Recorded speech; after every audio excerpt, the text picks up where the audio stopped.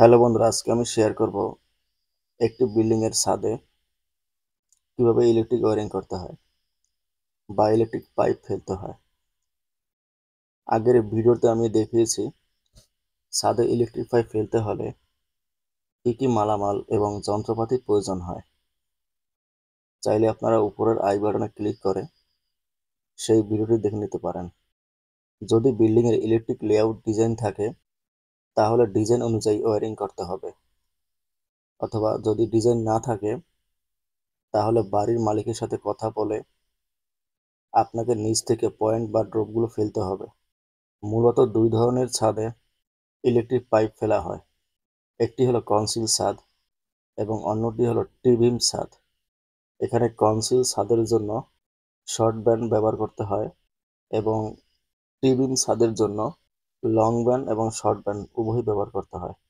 একটি বিল্ডিং এর ছাদে ওয়্যারিং করতে হলে অনেকগুলো বিষয় খেয়াল রাখতে হবে। ছাদে ইলেকট্রিক পাইপ ফেলতে হলে প্রথমে আপনাকে সিঁড়ির রেফারেন্স ধরে প্রত্যেকটি রুমের মাপ বের করতে হবে এবং সেই মাপ অনুযায়ী ইলেকট্রিক পাইপ ফেলতে হবে। আমি এখন এই ডিজাইন অনুযায়ী এই বিল্ডিং এর ছাদে ইলেকট্রিক পাইপ ফেলবো। যেহেতু এখানে কোনো ইলেকট্রিক ডিজাইন করা নাই, তাই আমি নিচ থেকে প্রত্যেকটি ড্রপগুলো ফেলবো এবং লাইনগুলো টানবো। একটি রুমের জন্য ছাদে ইলেকট্রিক পাইপ ফেলতে হলে প্রথমে রুমের সেন্টার অথবা ফ্যান বক্স থেকে শুরু করতে হবে। ছাদের ঢালাই যদি 6 ইঞ্চি হয় তাহলে ফ্যান বক্স ব্যবহার করতে পারেন, অথবা সার্কুলার বক্সও দেওয়া যেতে পারে। আর ছাদের ঢালাই যদি 6 ইঞ্চির নিচে হয় তাহলে সার্কুলার বক্স ব্যবহার করা ভালো। তবে এক্ষেত্রে সার্কুলার বক্স দিলে আলাদাভাবে ফ্যান হুক বানিয়ে নিতে হবে। সার্কুলার বক্স দিলে আলাদাভাবে রডগুলো বাঁকাতে হবে না, কিন্তু ফ্যান বক্স দিলে প্রত্যেকটি রড বাঁকিয়ে নিতে হবে ফ্যান বক্সটি বসানোর জন্য। আমি যেহেতু এখানে ফ্যান বক্স ব্যবহার করেছি, তাই আমাকে এখানে প্রত্যেকটি বক্সের জন্য বক্সের চারপাশের রডগুলো বাঁকিয়ে নিতে হয়েছে। ফ্যান বক্স বসানোর পূর্বে প্রথমে এর ভেতরে পেপার দিয়ে ভালো করে ভরাট করে নিতে হবে। এরপর বক্সের কভারটি লাগিয়ে চারপাশে ভালো করে টেপ পেঁচিয়ে নিতে হবে। এরপর বক্সটি বসিয়ে রডের দুই মাথায় 200 mm কেবল টাই অথবা 22 নং গুণা দিয়ে ছাদের রডের সাথে আটকে দিতে হবে। এরপর সেই রুমের চারপাশে লাইটের জন্য 4টি ড্রপ ফেলতে হবে। এখানে লাইটের ড্রপ ফেলতে হলে কনসিল ছাদের জন্য আপনাকে শর্ট ব্যান্ড ব্যবহার করতে হবে, এবং আপনি যদি টি-বিম ছাদে কাজ করে থাকেন সেক্ষেত্রে লং ব্যান্ড ব্যবহার করতে হবে। এরপর সেই রুমের চারপাশে লাইটের জন্য 4টি ড্রপ ফেলতে হবে। এখানে আমি সকল কিছুর জন্য 3/4 সাইজের মালামাল ব্যবহার করেছি। লাইটের পয়েন্ট বা ড্রপ ফেলতে হলে প্রথমে শর্ট ব্যান্ডের মাথায় কাগজ পেঁচিয়ে ঢুকিয়ে দিতে হবে। এরপর পাইপের সাথে ব্যান্ড আটকানোর সময় অবশ্যই আঠা ব্যবহার করতে হবে, অথবা টেপ পেঁচিয়েও দিতে পারেন, তবে এক্ষেত্রে আঠা ব্যবহার করলে ভালো। এরপর নিচে একটি কাগজ ভাঁজ করে দিতে হবে। ভাঁজ করা কাগজের উপর ব্যান্ডটি বসিয়ে কেবলটা দিয়ে ছাদের রডের সাথে আটকে দিতে হবে।